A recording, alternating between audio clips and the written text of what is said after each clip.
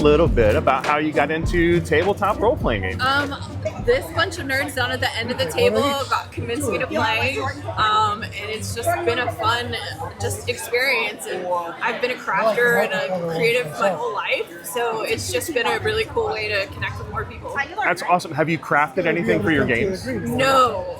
But the guys down at the end of the table definitely have. That's cool. Yeah.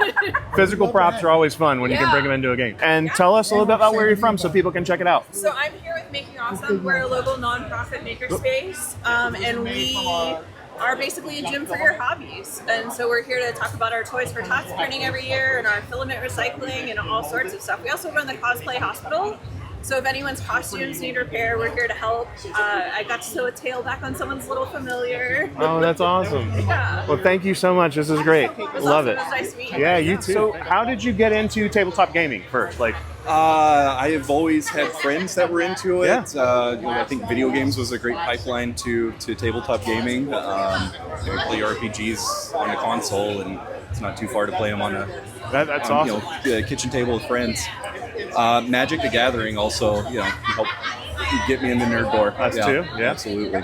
And it looks like, I'm just going to pan down, it looks like dice are a big part of the hobby. So tell us a little bit about how you got started with the dice stuff. And I just watched a lot of YouTube videos and said, I think I can do that. And here we are. So can people find, you have anything online where people can order from you? Yeah, or is absolutely. It We've got an Etsy shop, which is AMLitArts. I'm on Blue Sky and can be reached via email. Love your booth here. Just was wondering what got you into role-playing games? Well, when I went to the University of Florida, that was kind of a must. I was in the Gator band, and they had a whole bunch of people that played. But I was always the one that died after the first or second turn, so I got to help everybody else go around.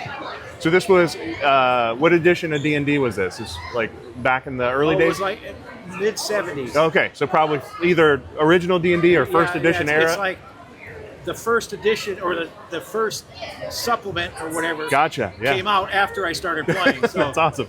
It was great. Have you been playing since then, or are you still? No, not really. Not really, My son did it. Matter of fact, I stole his metal dice. He doesn't know that yet.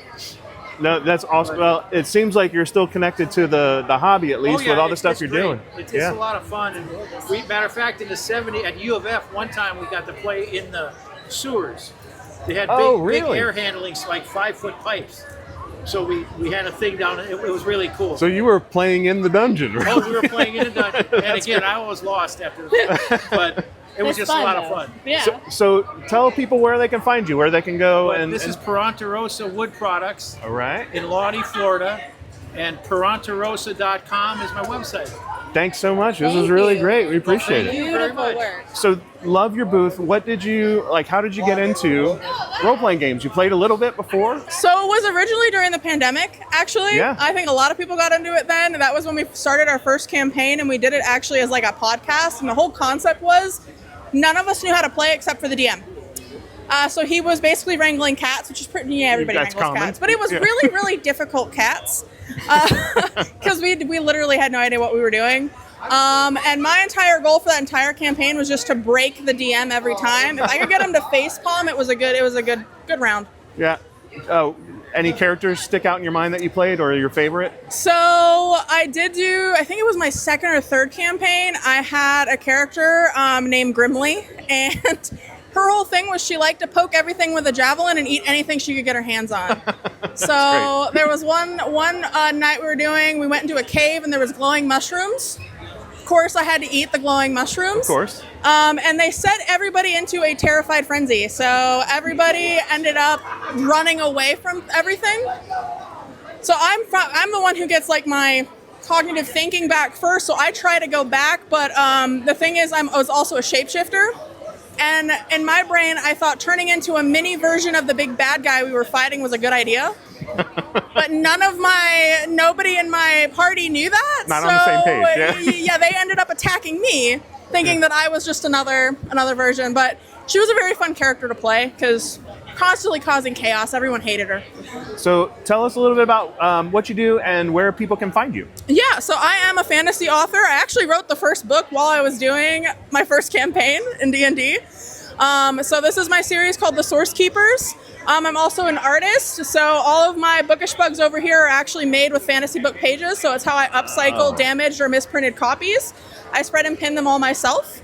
I got into writing when I was just a wee child, and I won first place ribbons and everything. I ended up going to film school for editing. Wow. And I did a class called Developing the Pitch, and I actually pitched the idea for the first book to my professor, and he looked at me and he goes, "You don't need to be editing. You need to be writing." That's so great. that was what I ended up doing. Well, thanks so much. I'm gonna scroll down here so people can see your name. Yeah. And find you online. You can find me anywhere online under Stress in a Box, all one word. TikTok, Instagram, whatever. I'll tell you about my favorite character. It's a little strange. So I was playing with a group in D&D, and we were all getting into it. We're all pretty new to it, and it started getting maybe a little too big, Like I feel like probably 4 or 5 is like a quality-sized group. Yeah. I think we were hitting like 10 people. Oof. So it was getting kind of rough. And me and a buddy were trying to figure out how we could do this, but take up less space. So we rolled a combined character where we shared a body. So I was playing a female half-orc who had been used to people not like treating her well, and he was playing a druid elf, I believe, who was very altruistic, and basically a spell had been cast on them so that they were combined into one human man. Oh. And they couldn't tell anyone about the spell. They could just say that their name was Hugh Man. And throughout the campaign, we would roll for control of the body. So we were essentially playing one character, and sometimes the character had my character's personality, and sometimes they had his character's That is personality. fantastic. And we didn't tell anyone else at the table except the DM. So it was fun to watch them try to figure out why we were swapping, and why sometimes the character was really nice and helpful, and other times they were just totally awful. And so sometimes you would be like kind of taking charge and doing stuff, and everybody would have to see that. And then the other times it was your buddy. Oh, that's great. Yeah, so they never knew if we were going to be helpful or just a total train wreck for the rest of the group. Love it. That's So awesome. tell us a little bit about what you do, and then that way we can share this with everybody. Yeah. So my name's Daniel Hooker. I'm an illustrator. I do comic books, coloring books. I've recently gotten into 3D modeling. I have a game I've developed as well. I sell prints, originals, books, stickers, and card games. I think one of the things that's really big and important to me is diversity in characters, both in gender, in body type, and all sorts of things. And so I try to create a space where everybody can feel like the hero. Love it.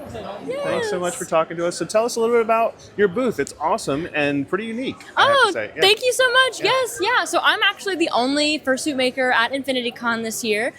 So I specialize in fursuit making, but I also have different cosplay ears and kimono Mimi sets. I offer a lot of custom commissions. So I've got a few pre-mades here.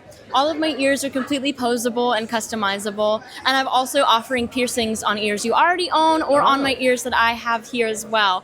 You can see I'm getting pretty slim. We were really blessed this year with the turnout. But mostly I'm here advertising for my custom commissions because fursuit making is what I love. I've been sewing for about 15 years at this point. So it just brings me lots of joy, and so I'd love to be able to spread that to everyone here. That's good. And this is the first time at this con? Yes, it's my first time vending at InfinityCon. I've been a long time attendee, but first time vendor. Oh, that is awesome. And the love has been shown. It has been so wonderful. Love it. And what got you started in this particularly? You've been sewing for a while. What got you started in this? So I started actually doing props and costumes in community theaters, where I actually ended up meeting my husband via a showmance. And I really enjoyed it. And then I got really into like the furry community and how charitable and kind everyone is and just very accepting. And I was like, this is so cool and great. I would love to do that. And then I just started. I just started trying, so cool. And I found out that I love it so much, and now this is what I do almost full time. Awesome. And how can people find you? Absolutely. Yeah. So I'm Carousel Creatures everywhere. Okay. I'm Carousel Creatures on Instagram and at YouTube. And then I also have an email. It's carouselofcreatures@gmail.com. So all my quotes are always free. So I never will charge you for a quote for a commission. Thank you so much. Here, do you mind if I lift up her cheek to show? Oh, please, yeah. So I made her custom jaw set as well. So she's fully lined with magnetic tongues. Wow. And a chest lining as well. That is so cool. So cool. Thank you so much. That is so Thank much talent you. there, yeah. She has over 50 markings hand sewn on her face alone. Every spot is hand sewn and not airbrushed. Wow. So she is really great. That is so Absolutely. great. She's about 170 hours of work. Yeah, I can imagine.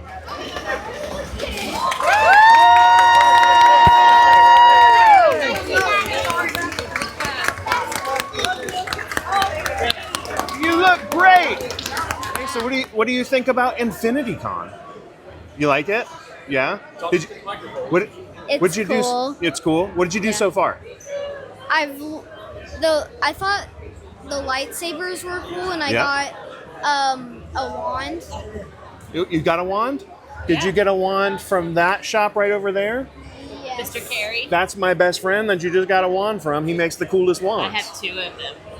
So I got the one that looks like a unicorn horn, and I said I was gonna hot glue it to a headband to make me look like a unicorn. I love it. that's one of his wands too. He let me use that for our microphone. That's cool. Isn't it cool? Yeah.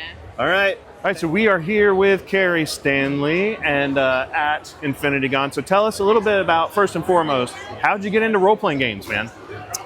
Well, in 8th grade, a buddy of mine played D&D. His name is Brian Stanton.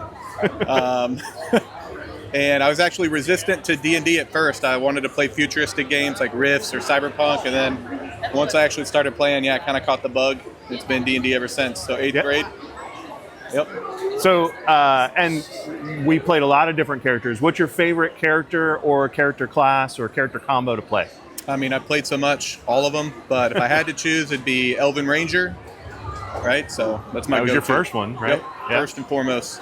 And then what are you selling here at this? What do you have? Like, I'll take a look around the booth. Yeah, so first, booth looks branded. great, by the way. Thank you. So it's Karshman Wand Company. It's my brand for selling wands. So you can see all the wands here that I sell. They're all handcrafted, all hand turned. They're either turned or sanded, polished.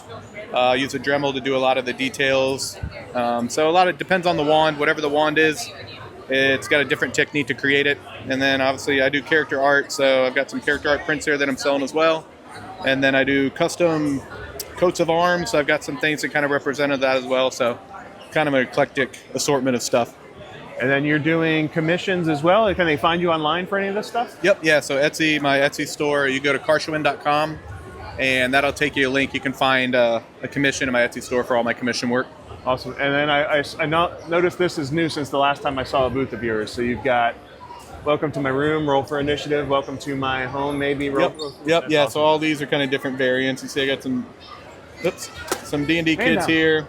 So kind of a creepy girl. So I'm kind of trying to appeal to different genres, but all the D&D is so many different things to so many different people, so try to create some different genres for the people to enjoy. Awesome. But it seems like con's going pretty well so far. Yeah, I've had a good day so far. Yeah, it's still early, but I still had a pretty good day. So very cool. All right, thanks, man. Yep, thanks, buddy. All right. So, here's our wand of recording. So perfect. So we have a member, Questmaster. He is actually on one of our wanted posters, who goes around, gives quests.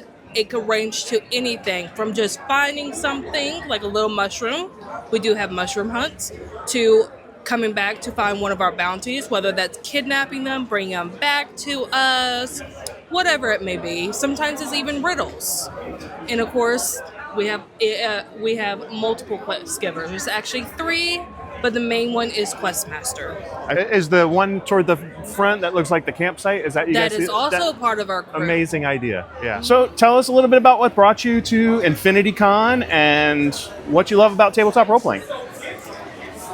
I decided to come here and DM at InfinityCon because I had created a game with my friends. We've been playtesting it for about 6 months.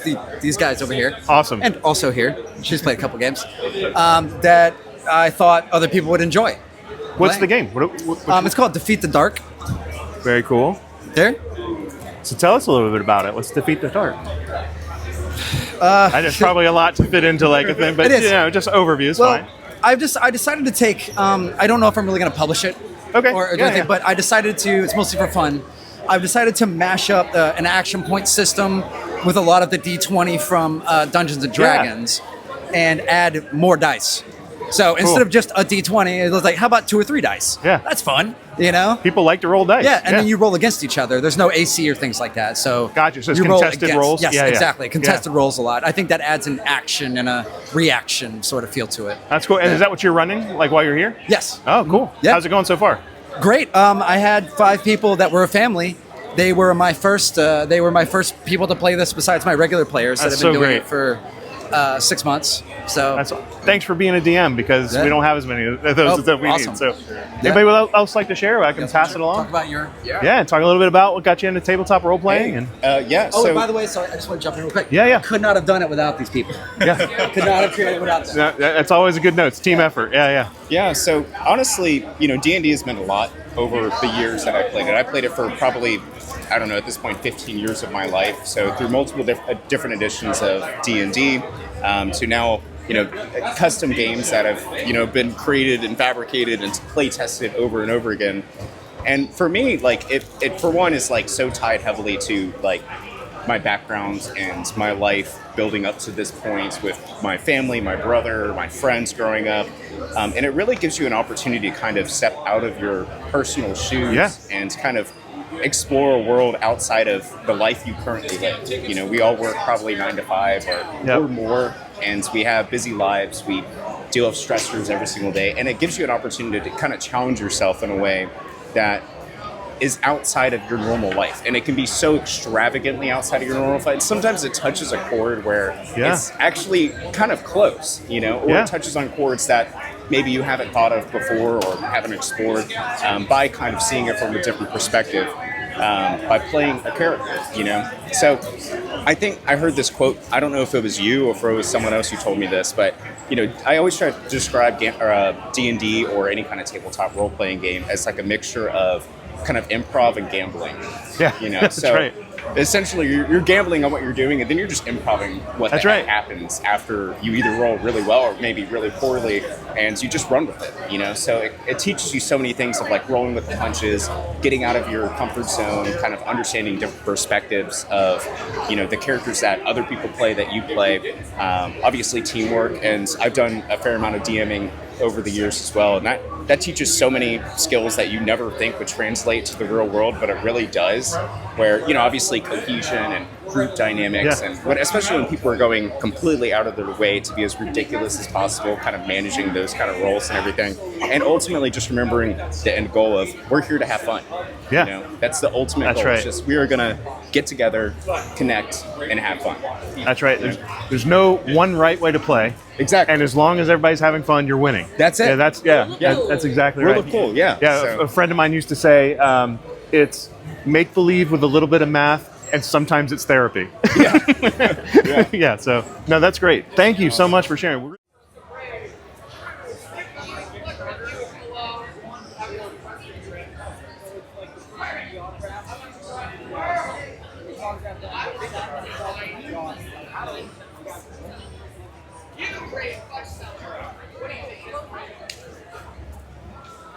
That tree is cool. I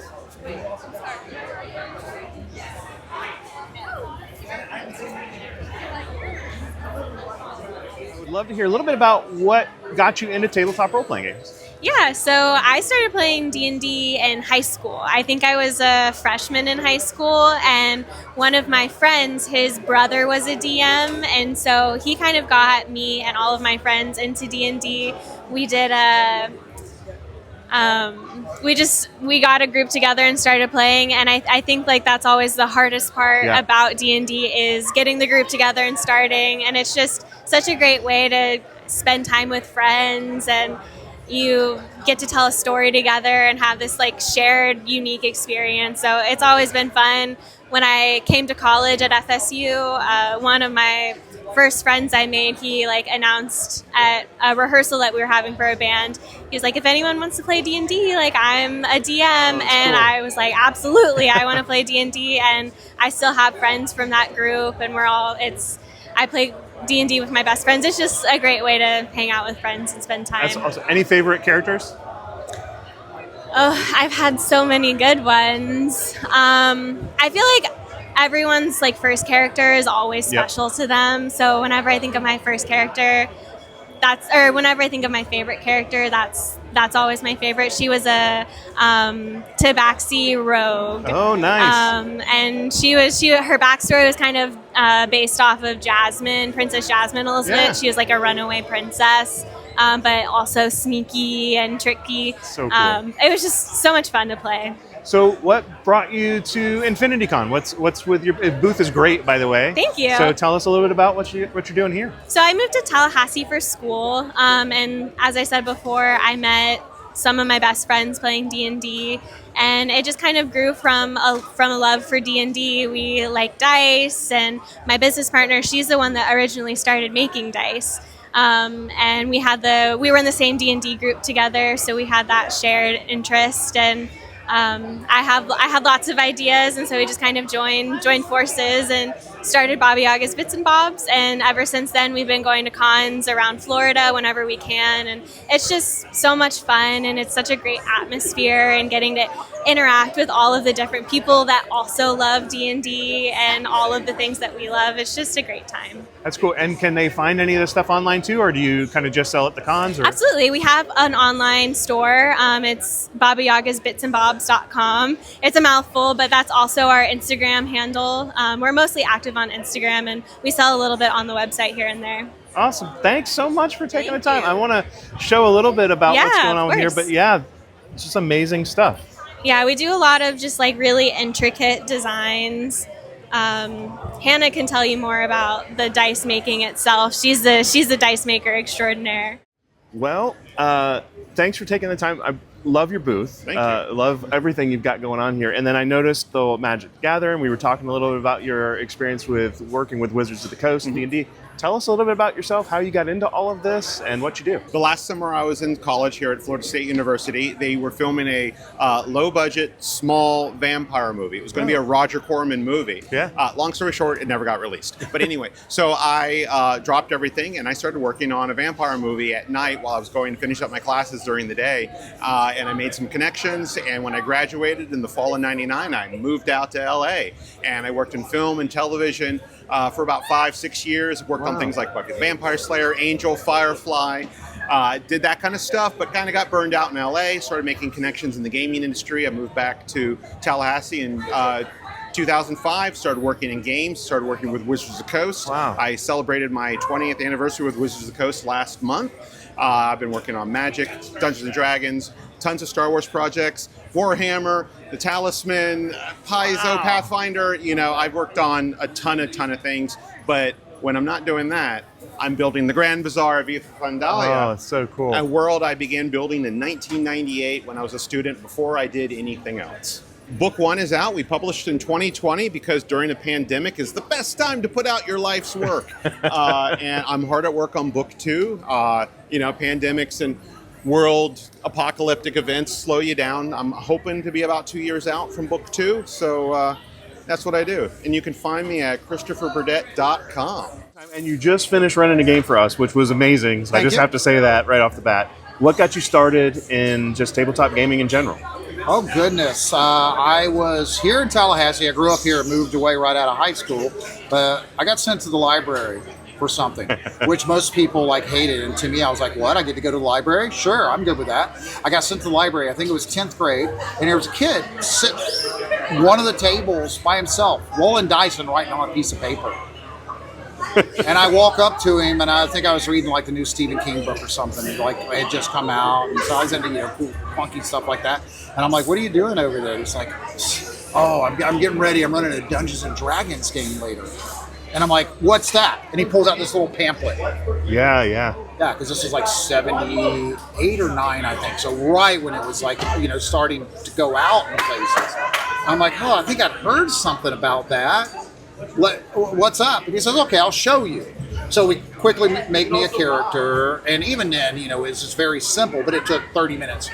Yeah. He brings me, basically, I'm a rogue, because I decided a rogue would be fun. I'm sneaking through a graveyard, and there's a sarcophagus.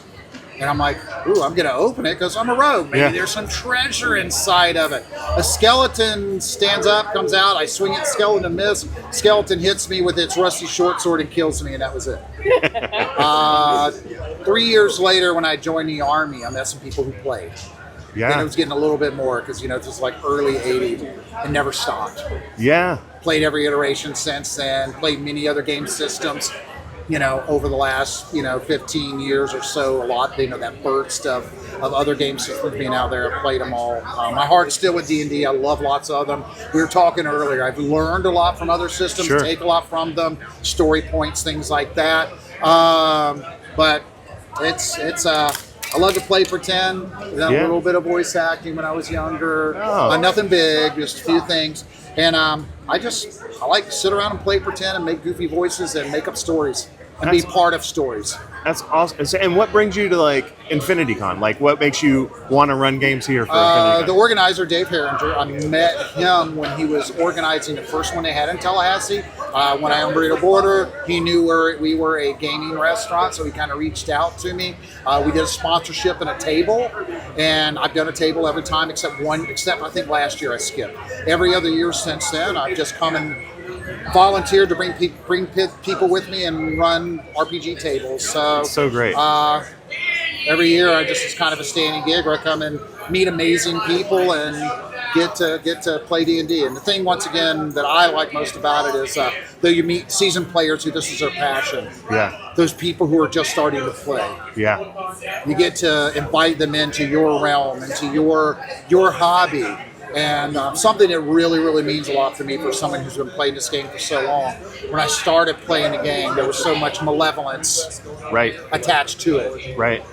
Throughout the years, then after malevolence, there was just almost disdain from real adults, like, oh, you're playing kids games, stuff like that.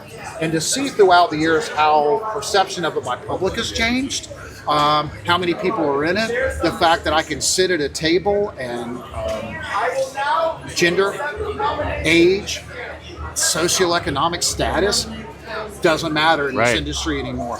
This hobby, it has everybody from every background, and to me, I love people, and that's a huge win. We break the barriers of society and get to play pretend together. I love it. It was so well said.